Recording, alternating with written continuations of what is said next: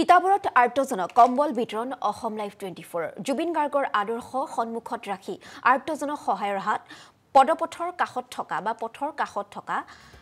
একাংশ লোকক গৰম কাপোৰ বিতৰণ অসম লাইভ 24 কম্বল প্ৰদান কৰি সহায়ৰ হাত সাংবাদিকৰ কম্বল লাভ কৰি অসম লাইভ 24ক ধন্যবাদ জ্ঞাপন কৰিলে এই লোকসকলে এই সন্দৰ্ভত তিতাবৰৰ পৰা চন্দন কলিতাৰ এক প্ৰতিবেদন আগবঢ়াইছো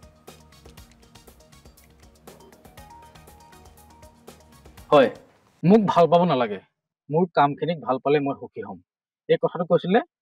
আমাৰ প্ৰাণৰ শিল্পী জুবিন গাৰ্গে আৰু জুবিন গাৰ্গে যিখিনি কাম কৰি থৈ গৈছে সঁচাই এক নিদৰ্শন এক আদৰ্শ হৈ পৰিছে আৰু সেই কামখিনি আচলতে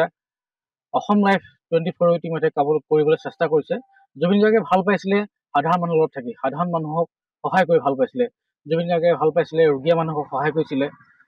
আৰ্তজনক সহায় কৰিছিলে আচলতে এই কামখিনি আচলতে নিদৰ্শন হিচাপে লৈছে আৰু অসম লাইভ 24 যি নিউজ চেনেল এই নিউজ চেনেলৰ CMD নিপেন দাস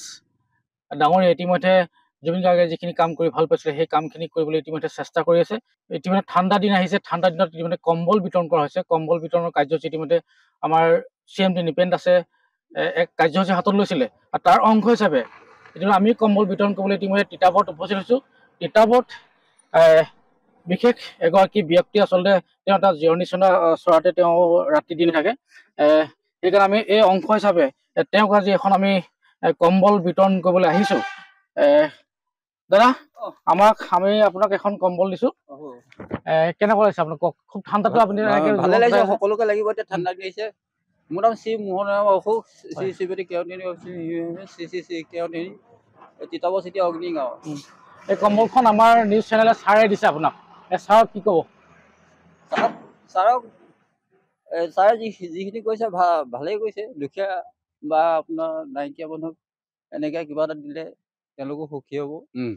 মোৰ সিমান হেৰি প্ৰয়োজন নাই যে হেৰি এখন আছিলে ধুনীয়া তাৰপৰা এতিয়া এই তেখেতসকলে অকণমান জোৰ জবৰদস্তিকে দিছে কাৰণে ল'বলগীয়া হ'ল মই বেলেগ এটা কিবা এটা ল'ম বুলি ভাবিছিলোঁ হ'ব আৰু তেওঁ আচলতে যথেষ্টখিনি কিবা বহুত প্ৰয়োজন আছে মই মোৰ সতীৰ্থক দেখাবলৈ গৈছোঁ আচলতে এনেকৈ এটা জিৰণি চৰাত ৰাতি দিন তেওঁ আচলতে এনেকৈয়ে থাকে তেওঁ সমগ্ৰ পৰিৱেশটো মোৰ সতীৰ্থক দেখাই আছে এইটো এটা হেৰিত এনেধৰণে তেওঁ আচলতে গোটেই জীৱনটো পাৰ কৰিছে এনেকৈ গোটেই ৰাতিটো এনেকৈ থাকে গোটেই দিনটো এনেকৈ থাকে গোটেই ৰাতি ইতিমধ্যে শীতৰ প্ৰকোপ বৃদ্ধি হৈছে তথাপিতো তেওঁ গাত কাপোৰ ল'বলৈ হয়তো তেনেকুৱা বহুত প্ৰয়োজন আছিলে আমি যিমান পাৰোঁ সিমান চেষ্টা কৰিম পিছলৈও আৰু মোৰ লগত এজন ওচৰৰ স্থানীয় খুৰা আছে খুৰা আচলতে মোৰ ইয়াৰ ভাই হয় হয় মোৰ ভাই কিবা এটা দুৰ্ভাগ্য আছিলে এনেকৈ থাকিবলগীয়া হৈছে গতিকে আমি সকলোকে ইয়াত ধন্যবাদ জনাই তেখেতক এখন বস্ত্ৰ দি পেলাই সহায় কৰিছে আৰু পাৰিলে কিবা এটা যদি আপোনালোকৰ তৰফৰ পৰা তেখেতক সহায় কৰিব পাৰে আমি সহায় কৰিবৰ কাৰণে অনুৰোধ জনালোঁ স্থানীয় তেওঁ যিজন আমাৰ সচেতন ব্যক্তি আছে আৰু বহুত তেওঁ প্ৰয়োজন আছিলে আচলতে তেওঁ থাকিবলৈ এটা বাসস্থান লাগে অন্ন বস্ত্ৰ বাসস্থান ইতিমধ্যে আমাৰ অধিকাৰ আৰু তেওঁ ইতিমধ্যে এটা বাসস্থান লাগে তেওঁ খোৱা যথেষ্ট সামগ্ৰী লাগে এটা ঘৰ লাগে আচলতে আমি পৰাপক্ষত যিমানখিনি পাৰোঁ চেষ্টা কৰিম ইতিমধ্যে আমাৰ নিউজ চেনেলে এই কামটো ইতিমধ্যে কৰি আছে আৰ্তজনক সহায় কৰি আছে ইতিমধ্যে আমাৰ যিগৰাকী CMD ইতিমধ্যে 5 লাখ গছপুলি বিতৰণ কৰা হৈছে বিভিন্ন জেগাত তেওঁ অন্ন বস্ত্ৰ বাসস্থান ইতিমধ্যে তেওঁ সহায় কৰিছে আৰ্তজনক সহায় কৰিছে যিসকল একেবাৰে দুখীয়া দৰিদ্ৰ তেওঁ কাপোৰ কানি নাই খাবলৈ ঘৰ নাই এনেকুৱা সকলো ৰাইজক আমি ইতিমধ্যে সহায় কৰি আছোঁ আৰু এই বিভিন্ন পদক্ষেপ লোৱা হৈছে আৰু বহুতো এনেকুৱা মানুহ আছে আৰু তেওঁলোকৰ পৰা আমি কিছুমান মন্তব্য আমি জানিব বিচাৰিম হয় মোক ভাল পাব নালাগে